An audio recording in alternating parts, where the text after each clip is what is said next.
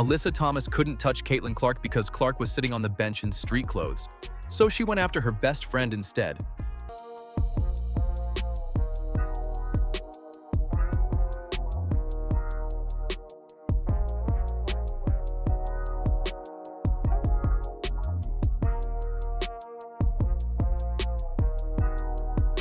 Makes its way to Cunningham, and Hull cashes in on a three. Boston hits a three. Now watch the replay, because this is where it gets interesting. Frame by frame, you can see Thomas's elbow isn't down at her side or tucked in like she's winding up for a shot. It's up, it's out, and it's pointed right at Hull's head. That's not an arm swinging through traffic. That's a strike. And that's the run that turns a blowout into a game again, and Phoenix never fully recovers the cushion they had. Cutting Bonner, lost the handle. Mitchell, right on the money to Cunningham.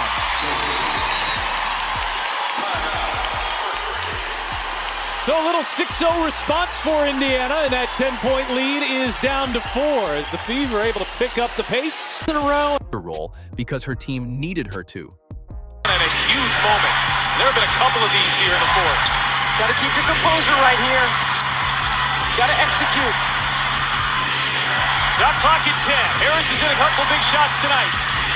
Harris. 2 more! Couple tough whistles and a couple tougher shots. That's how you handle adversity. Means Indiana has size and scoring inside again, something they didn't have the game before, and it shows up in every possession where Phoenix has no answer for her in the post. Teams do, coming off of losses. Indiana Fever played last night against the Sparks and lost that one. Aaliyah out finding Cunningham, who will drive, kick out. They move it over to Leah Boston, a much improved three-point shooter. And here's her combo, Boston and Mitchell. Boston and Alyssa Thomas. How about that matchup? Boston going for the most in WNBA history. So I should have been rooting for that to go out. Is that what you're saying? She's getting some time right now in the third quarter off the bench. There's Boston, gets a good look at it. White has talked about her being our linebacker and our communicator defensively. We're more than happy to get her back for several reasons. And then Boston back this way. Fronting Thomas on that. Boston lets it fly, and the Fever's back on top. Both teams for different reasons. You know, Phoenix 6 games under 500 is trying to. Boston with the foot position against Thomas. Boston finds it and finishes it. Second of hesitation. The shot goes in clean, and for a second the whole building goes quiet because that's not supposed to happen. Post players who just spent the whole game bullying you inside aren't supposed to step back and hit threes over you too.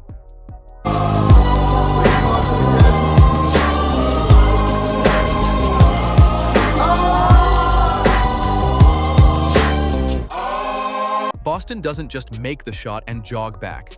She celebrates right in front of Thomas, right in her face, letting her know exactly what just happened. And given that Thomas elbowed Lexie Hull earlier in this same game and laughed about it, watching Boston get her moment right in Thomas's space hits different. It's not extra, it's earned, and everyone watching knows exactly why Boston isn't holding back on the celebration. Boston did both against one of the best forwards in the league. Sophie Cunningham with the line. Shooting 2.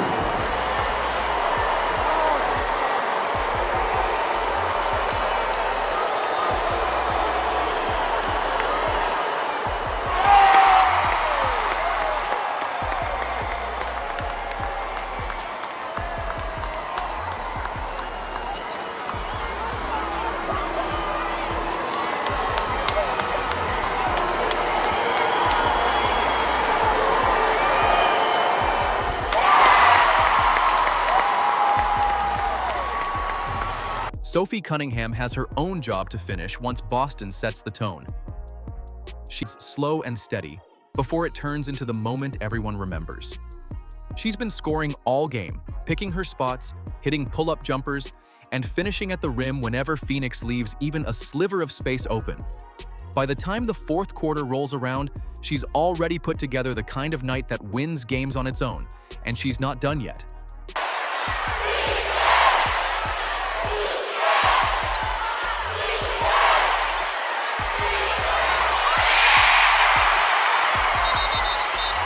With 10.1 seconds on the clock, Mitchell gets the ball and attacks the rim like she's already decided this possession belongs to her.